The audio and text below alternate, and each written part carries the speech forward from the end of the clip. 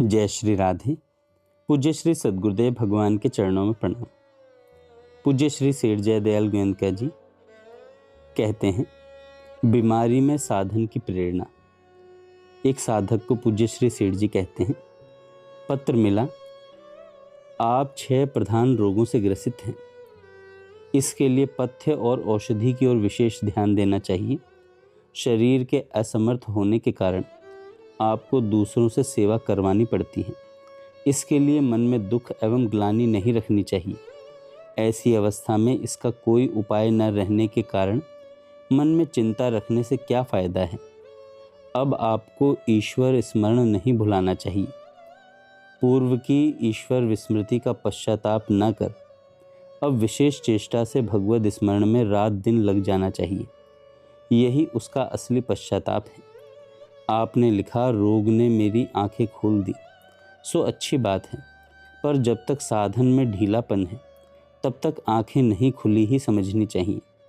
खैर, अब तो जोर से साधन भजन में लगना चाहिए, क्योंकि एक तो आप कष्ट साध्य शारीरिक रोग में फंसे हैं और दूसरे मानसिक रोग तो लगे ही हुए हैं। इस हालत में शरीर का कोई भरोसा नहीं है। अतः जब तक प्राण है आत्महित के लिए कटिबद्ध होकर लग जाना चाहिए। रोग से ग्रसित होने की वजह से आप दोनों वक्त संध्या नहीं कर सकते, एक वक्त ही करते हैं, सो भी ठीक है। इस रोग में स्नान आदि निषिद्ध है, इसलिए आप मानसिक संध्या कर सकते हैं। विशेष अशक्त अवस्था में सोते हुए मंत्र जप से भी काम चल सकता है। रोग के कारण आप बैठने में अशक्त हैं और इंद्रियों एवं शरीर से आप कोई चेष्टा नहीं कर सकते, और भगवान की सेवा एवं दर्शन की आपकी इच्छा है। इसके लिए उपाय पूछा सो ठीक है। इस हालत में भगवान को हर समय निष्काम भाव से याद रखना ही उनकी असली सेवा है। मन से याद रखना, वाणी से नाम जपना ही मुख्य है। अतएव उसे सब समय निरंतर याद रखने की चेष्टा करनी चाहिए। इसमें विशेष सहायता के लिए आपके सोने के कमरे में अपने सामने भगवान के चित्र टंगवा लेने चाहिए और भगवान के गुण, प्रेम, प्रभाव आदि की बातें सुननी चाहिए। भगवान सब स्थान में व्यापक हैं, अतएव जहाँ मन और नेत्र जाएं, वहीं उनको प्रत्यक्ष ही देखना चाहिए। यह तो निरंतर अभ्यास की बात हुई। अब नियमित अभ्यास के संबंध में आपके प्रश्नों के उत्तर ये हैं।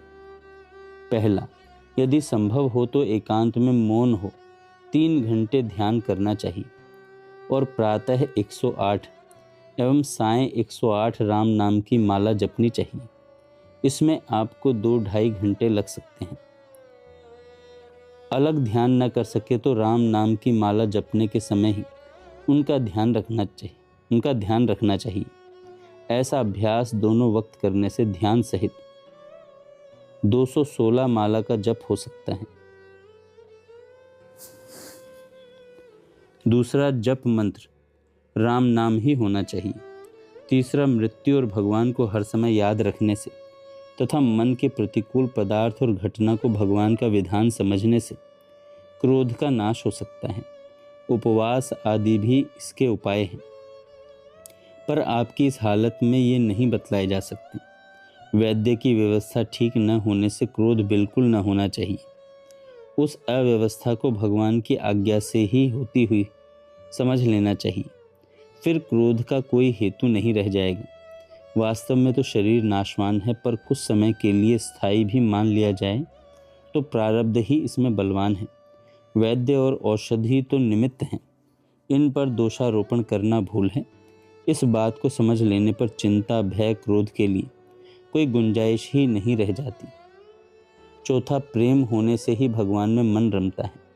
प्रेम होने के लिए भगवान की आज्ञा का पालन, उनके दिए सुख दुख में प्रसन्न रहना, उनके गुण और प्रेम प्रभाव की कथाओं का स्मरण मनन, यथा समय पठन पाठन आदि करना, उनके नाम का जप और स्वरूप का ध्यान करना चाहिए। आप भगवत दर्शन की इच्छा रखते हैं, यह उत्तम बात है। इसके लिए आप प्रभु से करुणापूर्ण गदगद वचनों में प्रार्थना करें। वे सर्व समर्थ हैं, उनकी दया से दर्शन होना कोई बड़ी बात नहीं है। मुझ में आशीर्वाद देने की योग्यता नहीं है। बस 2 बातन को भूल मत, जो चाहत कल्याण, नारायण एक मौत को दूजे श्री भगवान। जय श्री राधे।